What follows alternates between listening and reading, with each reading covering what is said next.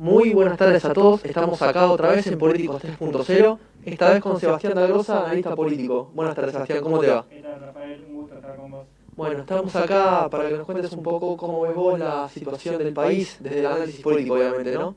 Sí. Contanos un poquito. Bueno, en principio, la pandemia que nos atravesó por completo en todos en todos los ámbitos, tanto en lo social, en lo económico y en lo político, es parte hoy de cómo pensar la coyuntura.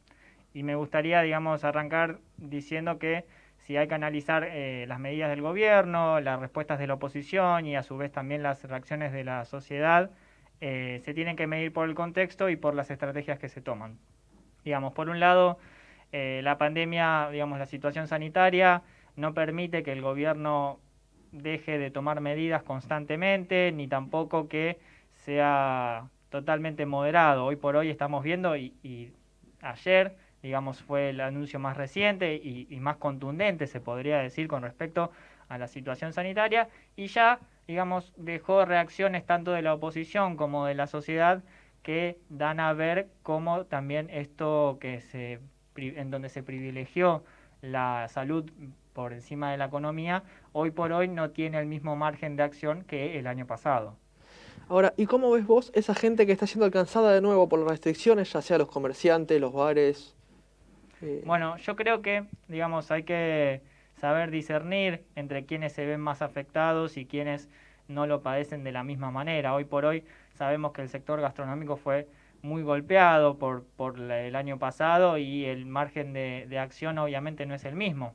Del mismo modo, las restricciones ya de margen en el horario nocturno obligan al gobierno a implementar algún tipo de sustento económico que permita, al sector gastronómico tener un margen para poder paliar estos días que van a ser hasta el 30 de abril en principio, pero sí la situación sanitaria lo permite.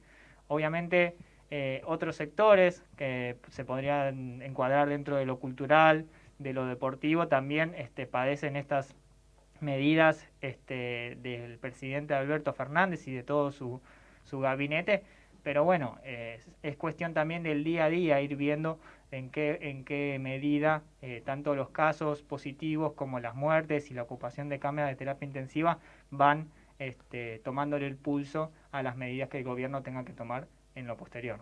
Y con respecto a la sociedad, ¿cómo ves el tema de las manifestaciones, ya sea tanto oficialistas como opositoras? Bueno, es un tema muy interesante. Esta semana se dieron muchas manifestaciones, algunas encabezadas por la oposición y otras directamente de organizaciones sociales.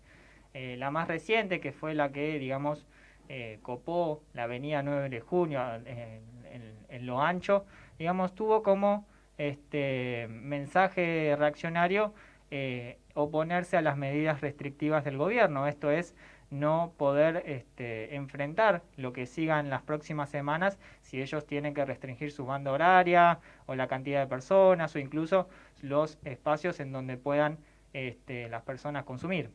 Por otra parte, también tenemos a la posición de la oposición, de Juntos por el Cambio en este caso, con sus diferentes actores. Esto es, los mensajes que hoy la presidenta del PRO, Patricia Bullrich, manifestó en sus redes sociales, tienen un determinado impacto que hacen que también la gente absorba esa temperatura y también se ponga en contra del gobierno. No es casual, que las encuestas hoy que midan cómo se posicionarían en caso de volver a una fase 1, un 40% está a favor y tenés otro 43% que es mucho más alto que con respecto al año pasado, hoy no estarían de acuerdo en acatar a las medidas restrictivas. Por lo tanto, el gobierno tiene que evaluar con qué tipo de moderación o qué tipo de radicalización puede llevar adelante esas medidas. ¿Y vos crees que el gobierno tendría que tomar medidas más fuertes sobre la sociedad? Bueno, esa también es una pregunta interesante, porque sus diferentes, referentes, valga la redundancia, han manifestado con cierta delicadeza algunos mensajes de que el gobierno tiene que empezar a tomar medidas más contundentes. No es, menor mencionar que nuestros hermanos países con situaciones sanitarias realmente graves como Brasil, Paraguay y Uruguay también, sin dejar de mencionar a Chile y después el resto de los países latinoamericanos, han tomado medidas más contundentes. Y en ese sentido es importante mencionar que la oposición al gobierno no ha tenido el comportamiento tan reaccionario, con tanta forma reacia de plantarse frente a las medidas del gobierno. Esto es bastante sencillo de pensar si tomamos en cuenta que una situación sanitaria excede por completo cualquier capacidad de planificación de un gobierno. Entonces, digamos, el acompañamiento de una oposición sería la forma más constructiva de poder enfrentar esta pandemia que nos atraviesa a todos por igual.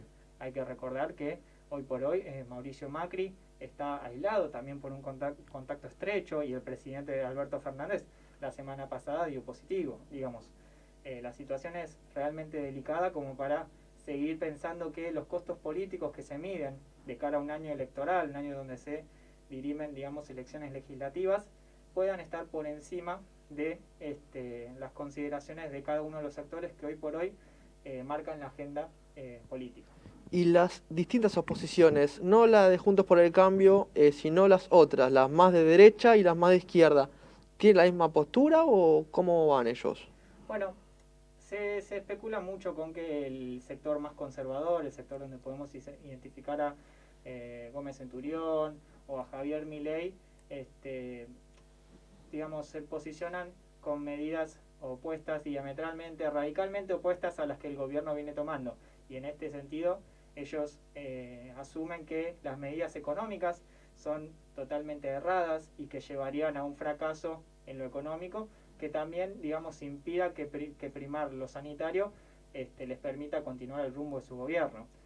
Yo creo que con respecto a este posicionamiento por el lado derecho, que siempre, digamos, incita a lo reaccionario, hay que tomar en cuenta que el gobierno acordó con el Fondo Monetario Internacional, y eso es un gran logro de gestión, y, digamos, depositarlo en su ministro de Economía también es importante, porque hoy Martín Guzmán es uno de los funcionarios que mayor visibilidad ha tenido.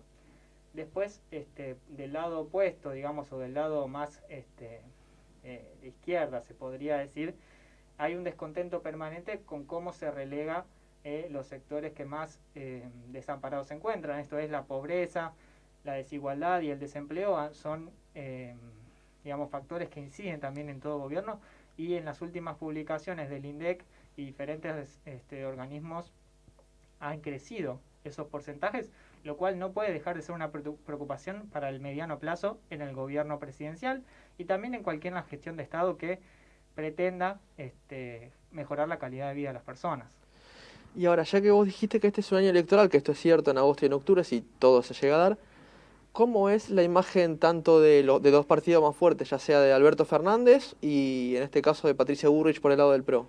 Bueno, desde el comienzo del año, en febrero, siempre los años electorales son un tema aparte, porque se llevan la atención de un montón de disciplinas y un montón de cuestiones que tienen que ver con cómo se van a posicionar las listas. Hoy por hoy el gobierno dirime entre tres opciones, pero pareciera que va a encaminar una, que es la opción de postergar las elecciones, o sea, aplazar las elecciones un mes para adelante. Previamente los gobernadores de las provincias habían, digamos,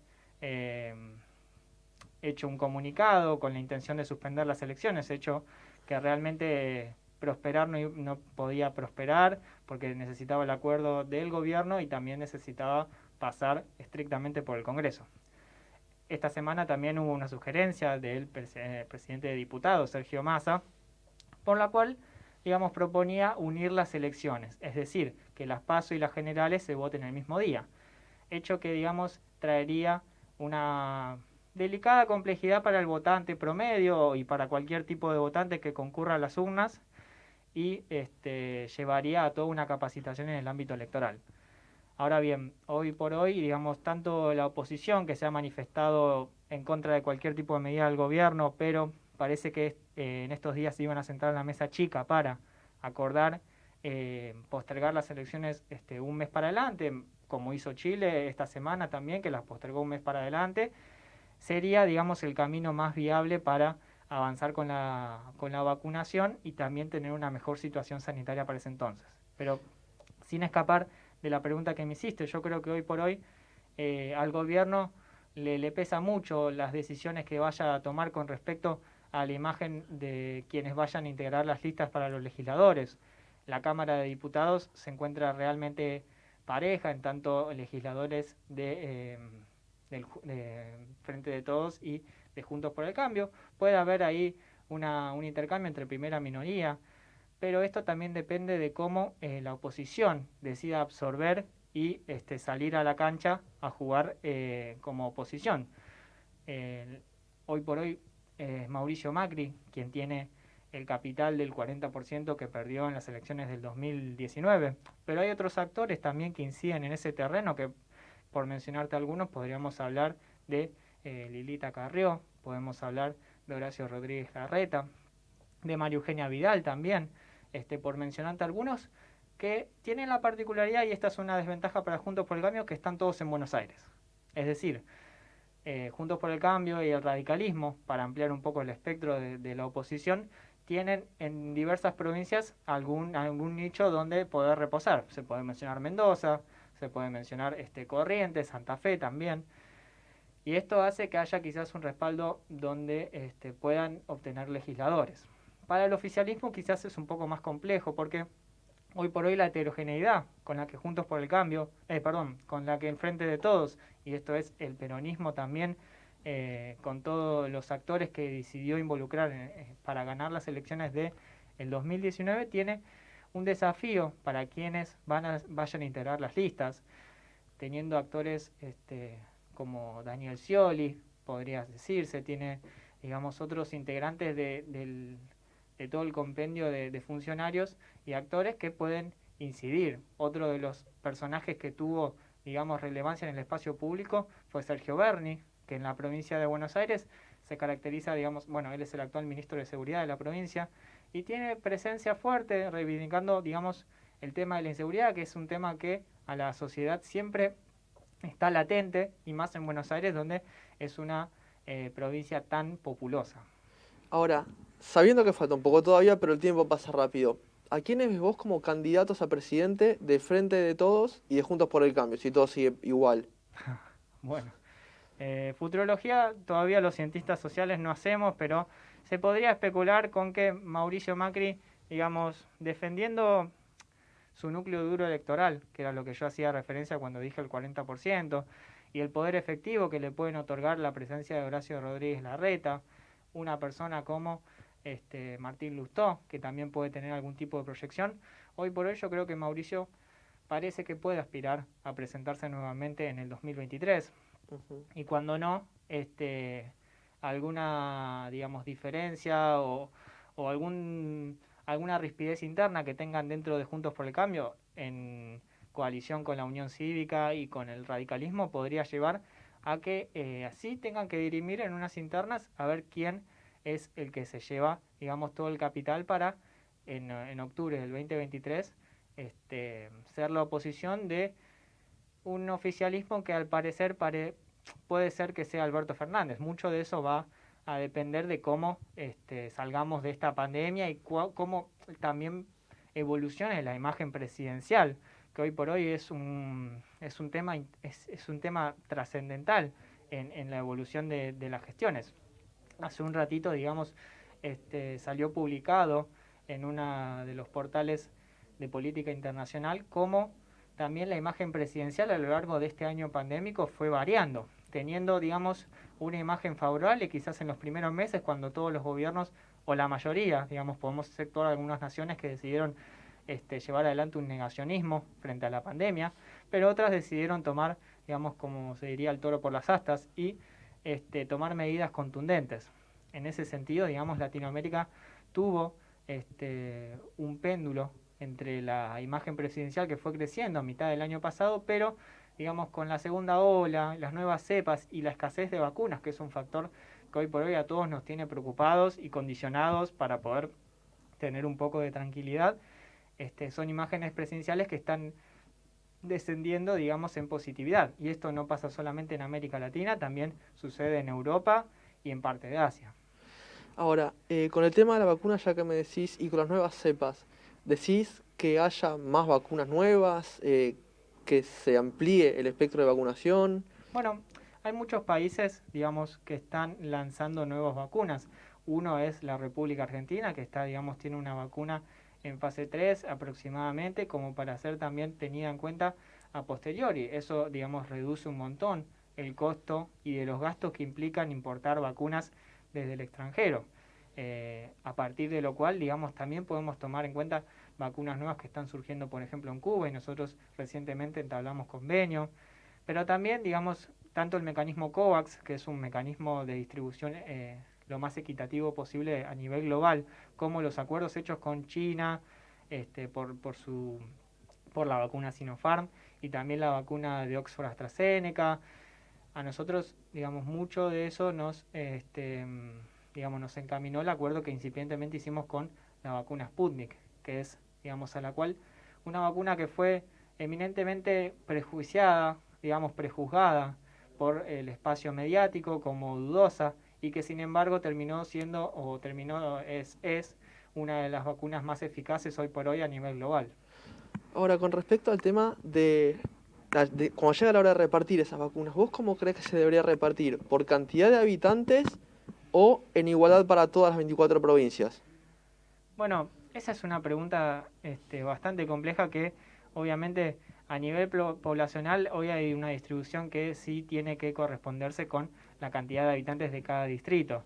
No es lo mismo, digamos, las vacunas que lleguen a un distrito como Quilmes que uno como podría llegar a ser Cañuelas o Ezeiza, ni siquiera hablar de un distrito tan populoso como es La Matanza.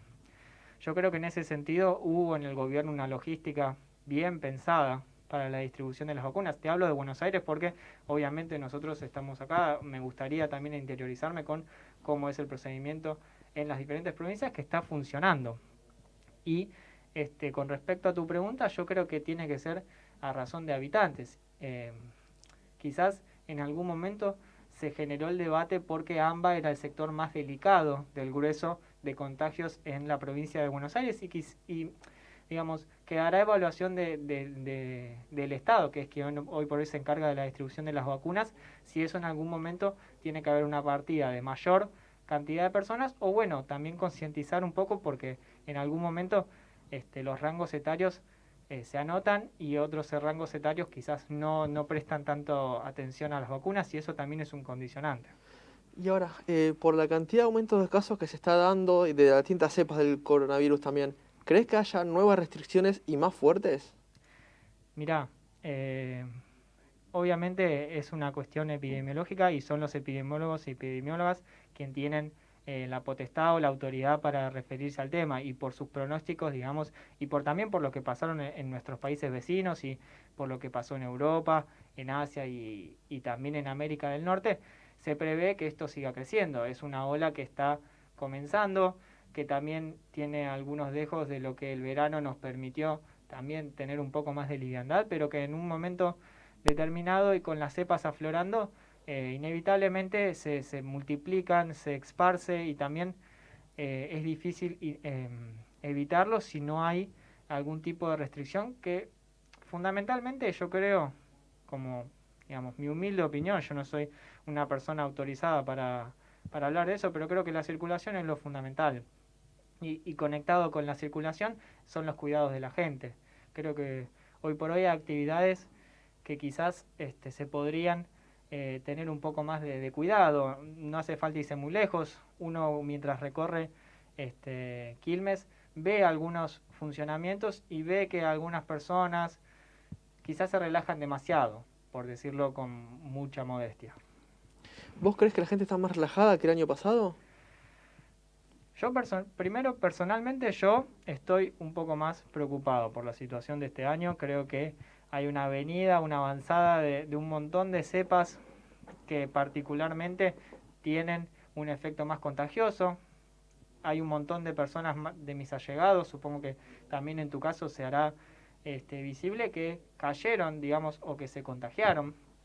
Y cuando no, tener la triste situación de lamentar un fallecimiento, que también es un factor que a nosotros nos condiciona mucho como individuos para percibir qué tan riesgoso es la pandemia. Yo también, ya ahora hablando en el grueso nacional, creo que los números también hablan por sí solos. Tener otra vez cerca de 300 decesos y tener más de 20.000 contagios en una sola jornada, creo que lleva a disparar las alarmas de cada persona, y de que en esto que también el presidente hace mucho hincapié, que es la responsabilidad ciudadana, la responsabilidad civil, para digamos, prevenir cualquier tipo de contagio, ¿no? Perfecto. Y para ir cerrando, ¿qué país o países para vos serían un modelo a seguir en lo que es no solo la vacunación, sino también los cuidados y cómo tomar el toro por las astas, como dijiste anteriormente?